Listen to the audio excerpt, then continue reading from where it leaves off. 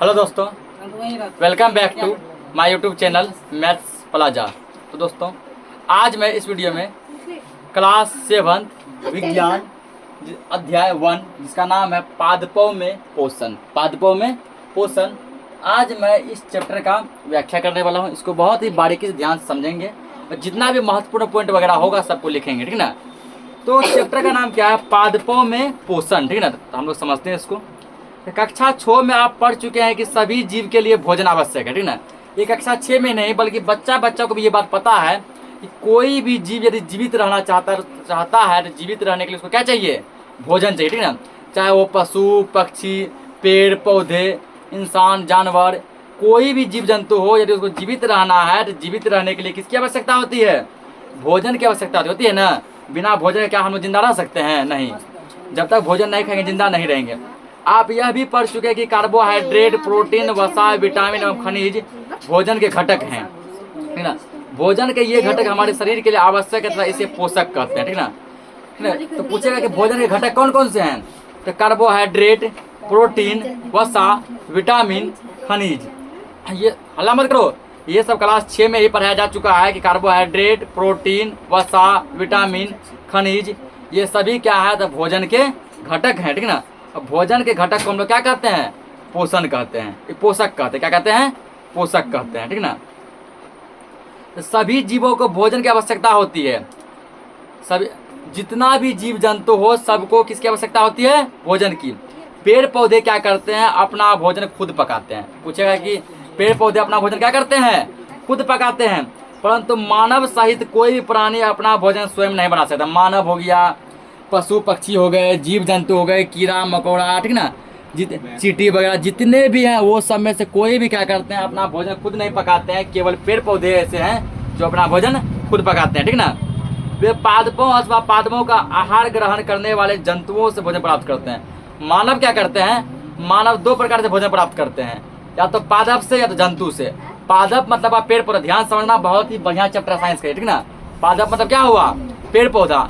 मानव या तो पेड़ पौधा से भोजन को प्राप्त करता है, जैसे कि जितना फल हो गया कौन देता है? पेड़ पौधा। सब्जी कौन देता है? पेड़ पौधा। अनाज कौन देता है? पेड़ पौधा। ये सभी चीज पेड़ पौधा से मिलता है। बाकी मीट, मछली, अंडा ये कौन देता है? मीट, मछली, अंडा देता है जंतु, जानवर देता है ना। मीट, मछली, अंडा ये कौन सा जानवर? तो जानवर से प्राप्त करता है। दूध देता है जानवर। तो जितना भी फल सब्जी अनाज हो गया, ठीक ना, ये साग वगैरह हो गया, ये सब मानव लेता है पेड़ से, पेड़ पौधा से। मीट, मछली, अंडा और दूध ये किससे मिलता लेता है? जीव जंतु से। इस प्रकार मानव जो 2 प्रकार से भोजन लेता है, 2 जगह से, एक पादप से, एक जंतु से, ठीक है ना। पादप और जंतु। अतः मानव तथा अन्य प्राणी प्रत्यक्ष अथवा परोक्ष रूप से पादपों पर निर्भर हैं। हम लोग पूर्णतः भोजन के लिए किस पे निर्भर हैं? पादप पे, पेड़ पौधे पे। हम लोग जब पूरे तरीके से भोजन के लिए किस पे निर्भर हैं? पेड़ पौधे पे। पेड़ पौधे यदि सब्जी, फल, अनाज ये सब नहीं देगा तो हम लोग क्या मर जाएंगे? भूखे मर जाएंगे। यहाँ पे एक देखेंगे टॉपिक क्या? पोषण, ठीक ना। एक हेडिंग क्या आ गया? पोषण। ये पोषक, देखो इसके अंदर पोषक, यानी पूछेगा पोषक किसे कहते हैं? पोषक किसे कहते हैं? तो क्या जवाब देना है? या आज जो क्लास चल रहा है, या आज की क्लास ये लेक्चर 1 है। क्या लेक्चर 1 है, ठीक ना। क्योंकि चैप्टर थोड़ा लंबा है। चैप्टर लंबा होने का जो है या एक दिन में खत्म नहीं हो पाएगा, समझा। एक दिन में खत्म नहीं होगा, इसलिए लेक्चर 1 है, फिर इसका लेक्चर 2, लेक्चर 3 भी अपलोड होगा, जितना दिन जा सके। क्या लिखेंगे? पहला पोषक किसे कहते हैं? पोषक किसे कहते हैं? लिखना है यहाँ पे कार्बोहाइड्रेट,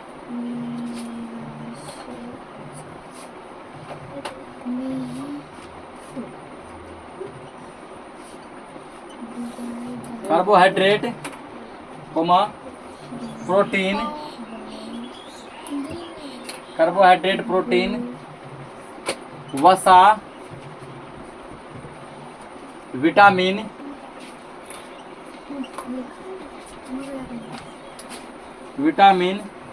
एवं खनिज। पोषक कितने थे? पोषक तत्व 5 होते हैं, ठीक ना। कौन कौन? कार्बोहाइड्रेट, प्रोटीन, वसा एवं खनिज। तो पूछेगा कभी कभी कि पोषक तत्व कितने होते हैं? कितने होते हैं? 5। कौन कौन? ये 5 का नाम दे देंगे। खनिज भोजन के, खनिज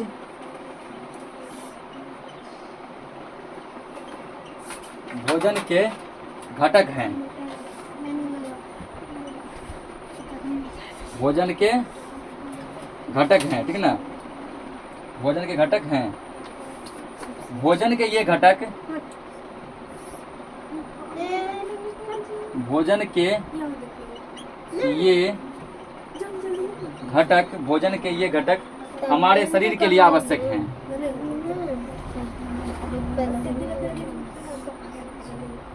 भोजन के ये घटक हमारे शरीर के लिए आवश्यक हैं।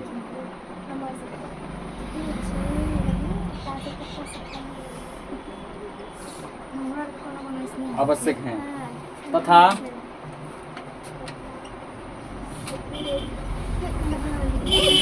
इन्हें पोषक कहते हैं।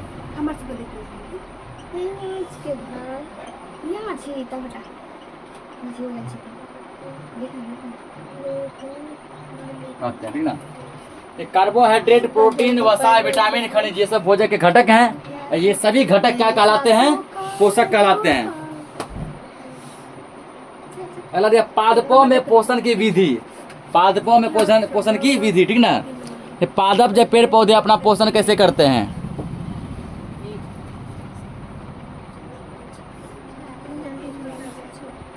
तो केवल पादप ही ऐसे जीव हैं जो जल, कार्बन डाइऑक्साइड एवं खनिज की सहायता से अपना भोजन प्राप्त करते हैं, ठीक ना। पादप मतलब पेड़ पौधा, पादप मतलब पेड़ पौधा।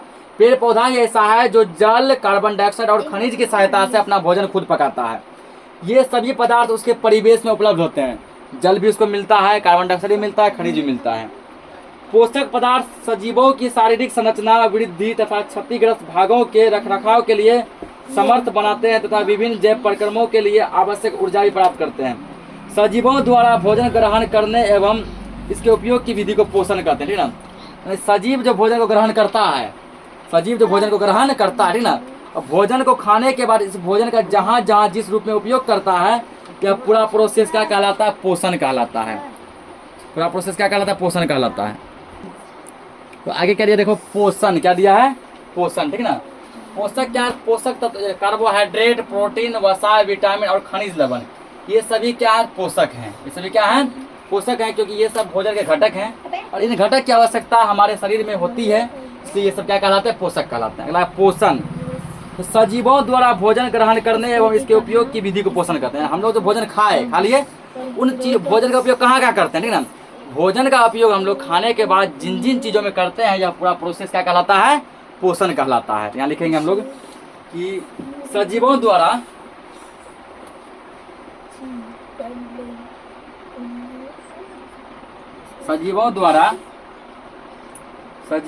भोजन ग्रहण करने,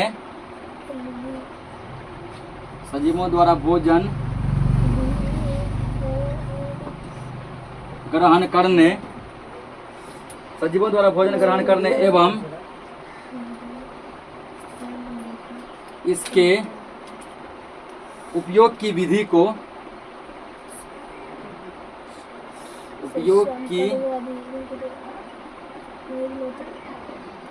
विधि को पोषण कहते हैं।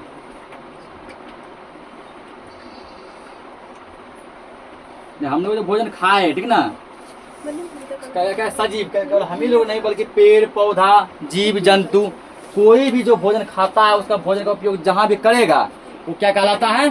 पोषण कहलाता है। क्या कहलाता है? पोषण कहलाता है। इतना हो गया ना। अब देखो होता है पोषण दो प्रकार के होते हैं। कितने होते हैं? दो प्रकार के होते हैं। पहले इतना नोट करो। तो क्या है? पोषण के प्रकार, पोषण के प्रकार, जो पोषण अभी पढ़े, ये पोषण कितने प्रकार के होते हैं, ठीक ना। याद रखना कि पोषण जो है ये दो प्रकार के होते हैं।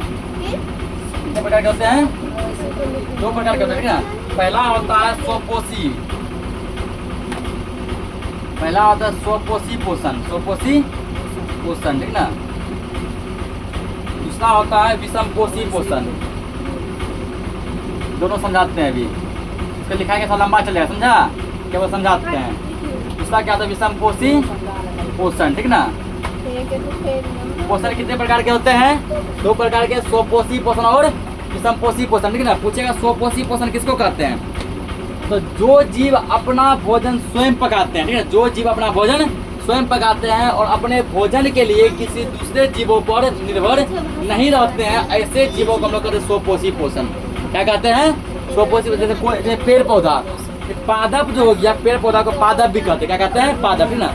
पादप जो हो गया पेड़ पौधा, वो स्वपोषी भोजन है, स्वपोषी पोषण है, क्योंकि पेड़ पौधा अपने भोजन के लिए किसी दूसरे जीव पे निर्भर नहीं रहता, ठीक ना। वो अपना भोजन खुद पकाते हैं, अपना भोजन क्या करते हैं? खुद पकाते हैं। पेड़ पौधा के तो स्वपोषी पोषण।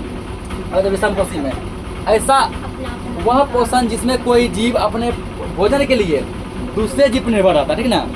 जिस पोषण में कोई जीव अपने भोजन के लिए दूसरे जीव पर निर्भर रहता है, वह पोषण क्या कहलाता है? विषमपोषी पोषण। जैसे कि कोई भी जानवर, पक्षी, कीड़ा मकोड़ा, हम इंसान, हम लोग सभी क्या हैं? विषमपोषी पोषण है, क्योंकि हम लोग भोजन के दूसरे पर निर्भर है, ठीक ना। गाय दूध देगी तो पियेंगे, पता है ना। पेड़ पौधा सब्जी देगा तो खाएंगे, फल देगा पेड़ पौधा तो खाएंगे, ठीक ना। उसके बाद जो है जानवर हमको क्या, जैसे मान लीजिए मुर्गा या बत्तख अंडा देगा तो खाएंगे, ठीक ना। अभी जानवर हमको मीट देगा तो खाएंगे। ओवरऑल जो है हम लोग अपने आप कुछ नहीं करते हैं, बल्कि अपने भोजन के दूसरे पर निर्भर है। किस पे निर्भर है? दूसरे पे, या तो पेड़ पौधा पे या तो जानवर पे। क्योंकि जब फल सब्जी अनाज कौन देता है? पेड़ पौधा, मसाला सब। बाकी मीट मछली अंडा कौन देता है? दूध, जानवर। तो हम लोग अगर विषमपोषी पोषण, पेड़ पौधा हो गया स्वपोषी पोषण।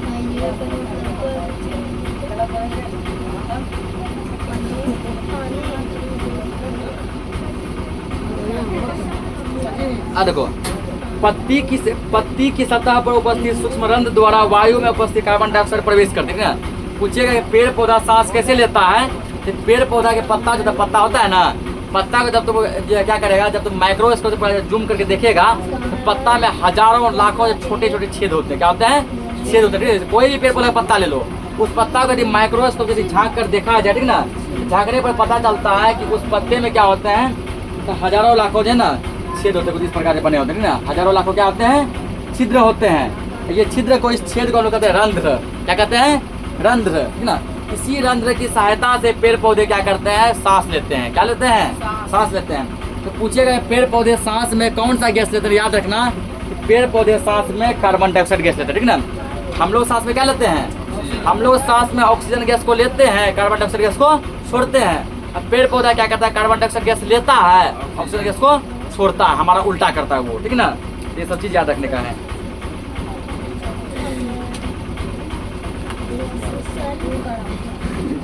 यह रंध्र कोशिकाओं द्वारा घिरे होते हैं। ऐसे छिद्रों को रंध्र कहते हैं, ठीक ना। यह जो छिद्र होता है, पत्ता में जो छिद्र पाया जाता है, छिद्र जो है कोशिका के द्वारा घिरा रहता है। कोशिका द्वारा क्या रहता है? चारों बगल घिरा रहता है। और यह छिद्र क्या कहलाता है?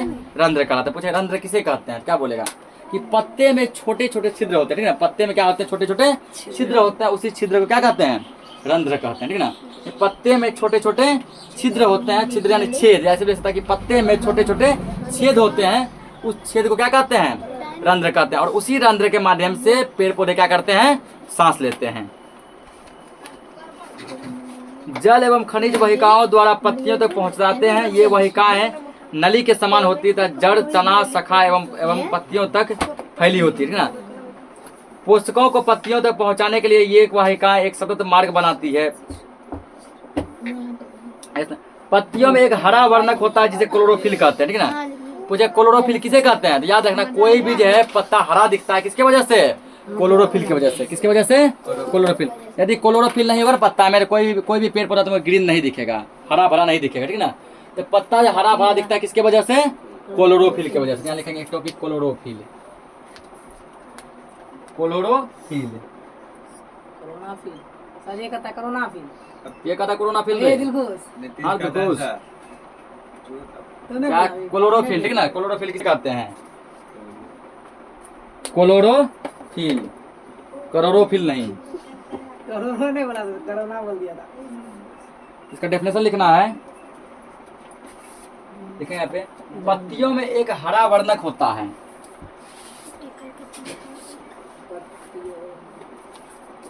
पत्तियों में एक हरा वर्णक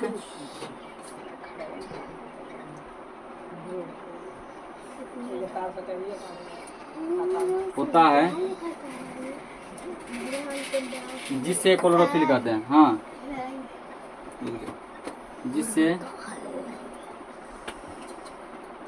जिसे क्लोरोफिल कहते हैं। तो पत्तियों में क्या आता है, पत्ती यानी पत्ता, ठीक ना, पत्ता में क्या आता है, एक हरा वर्णक पाया जाता है, उसी हरा वर्णक को क्या कहते हैं, क्लोरोफिल कहते हैं, ठीक ना। और इसी क्लोरोफिल की वजह से पत्ता कैसा दिखता है, हरे रंग का दिखता है, अन्यथा वो ग्रीन नहीं दिखेगा, ठीक ना। आगे समझो, ठीक ना। क्लोरोफिल समझ गया।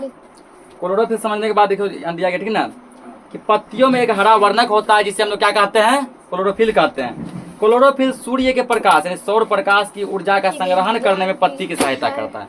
देखिए पत्ता जो सूर्य के प्रकाश को अपने अंदर जमा रखती है, ठीक है, पत्ता जो क्या करती है, सूर्य के प्रकाश को, सौर ऊर्जा को अपने अंदर जमा रखती है। वो जमा रखने में कौन हेल्प करता है, क्लोरोफिल क्या करता है, हेल्प करता है, ठीक ना। इस ऊर्जा का उपयोग जल एवं कार्बन डाइऑक्साइड से खाद्य संश्लेषण में होता है। तो पत्ते क्या करते हैं, ठीक ना, वो सौर ऊर्जा या सूर्य के प्रकाश को जमा रखते हैं, उसका उपयोग वह कहाँ करते हैं, जल और कार्बन डाइऑक्साइड के खाद्य संश्लेषण में करते हैं। क्योंकि खाद्य संश्लेषण सूर्य के प्रकाश की उपस्थिति में होता है, इसलिए इसको हम लोग प्रकाश संश्लेषण कहते हैं। कि प्रकाश संश्लेषण कौन करता है, पेड़ पौधे। प्रकाश संश्लेषण कौन करता है, पेड़ पौधे, ठीक ना। प्रकाश संश्लेषण के तहत ही कोई पेड़ पौधा अपना भोजन पकाते हैं, ठीक ना। पूछेगा पेड़ पौधा किस क्रिया के तहत भोजन पकाते हैं, प्रकाश संश्लेषण क्रिया के तहत पेड़ पौधा क्या करते हैं, अपना भोजन पकाते हैं, ठीक ना। यानी कि हम कह सकते हैं क्लोरोफिल सूर्य का प्रकाश, कार्बन डाइऑक्साइड एवं जल प्रकाश संश्लेषण के लिए आवश्यक है। प्रकाश संश्लेषण के लिए सबसे ज्यादा आवश्यक क्लोरोफिल, सूर्य का प्रकाश, कार्बन डाइऑक्साइड और जल। इन सभी के प्रेजेंटेशन में जो है हरे पेड़ पौधे प्रकाश संश्लेषण की क्रिया करते हैं और प्रकाश संश्लेषण की क्रिया के तहत वो क्या करते हैं, अपना भोजन पकाते हैं। तो कहा अतः हम लोग कह सकते हैं कि सभी जीवों के लिए सूर्य ऊर्जा का श्रम स्रोत है, ठीक है। चाहे पेड़ पौधा हो, हम इंसान हो, जानवर हो, पक्षी हो, दुनिया का, पूरे दुनिया का कोई भी जीव जंतु हो, सभी के लिए सूर्य क्या है, तो सूर्य जो ऊर्जा का सबसे बड़ा स्रोत है। सबसे अधिक एनर्जी हमको कहीं से मिलता है तो वो सूर्य से ही मिलता है, ठीक ना। वो कहाँ से मिलता है, सूर्य से मिलता है। प्रकाश संश्लेषण ना होने की स्थिति में खाद्य उपलब्ध नहीं होगा। अगर प्रकाश संश्लेषण नहीं होगा तो खाद्य भी उपलब्ध नहीं होगा, ठीक ना। सभी जीव का अस्तित्व प्रत्यक्ष अथवा परोक्ष रूप से पादपों द्वारा निर्मित भोजन पर ही निर्भर करता है। कोई भी जीव हो, कुछ जीव डायरेक्ट तो कुछ इनडायरेक्ट, यानी प्रत्यक्ष और अप्रत्यक्ष रूप से सभी जीव किस पे निर्भर है, तो पेड़ पौधे पर ही निर्भर है। किसके लिए, अपने भोजन के लिए। इसके अतिरिक्त सभी जीवों के लिए परम आवश्यक ऑक्सीजन भी प्रकाश संश्लेषण के दौरान ही निर्मित होती है, ठीक ना। हम जो ऑक्सीजन जो सांस में लेते हैं वो भी प्रकाश संश्लेषण के द्वारा ही ऑक्सीजन रिलीज होती है, ठीक ना।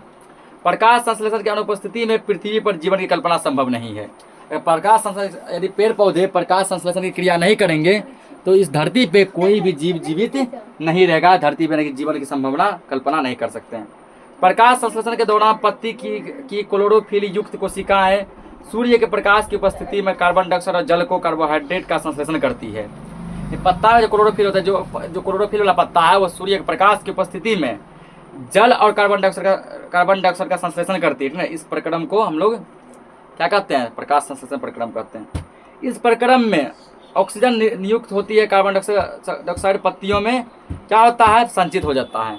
तो पूछेगा कि कार्बन डाइऑक्साइड जब पत्तियों में किस रूप में जमा होता है, स्टार्च के रूप में जमा होता है। किस रूप में, यानी कि पत्ता जो है क्या करता है, कार्बन डाइऑक्साइड को जो सांस में लेता है वो किस रूप में उसको जमा रखता है, स्टार्च के रूप में जमा रखता है। किस रूप में, स्टार्च के रूप में जमा रखता है।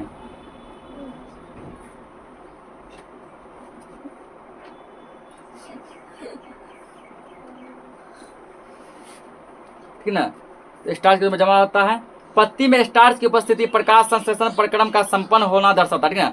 जब पत्ता में स्टार्च जमा हो जाता है तो हम लोग कह सकते हैं कि प्रकाश संश्लेषण की क्रिया संपन्न हो गई। प्रकाश संश्लेषण की क्रिया क्या हो गई, संपन्न हो गई।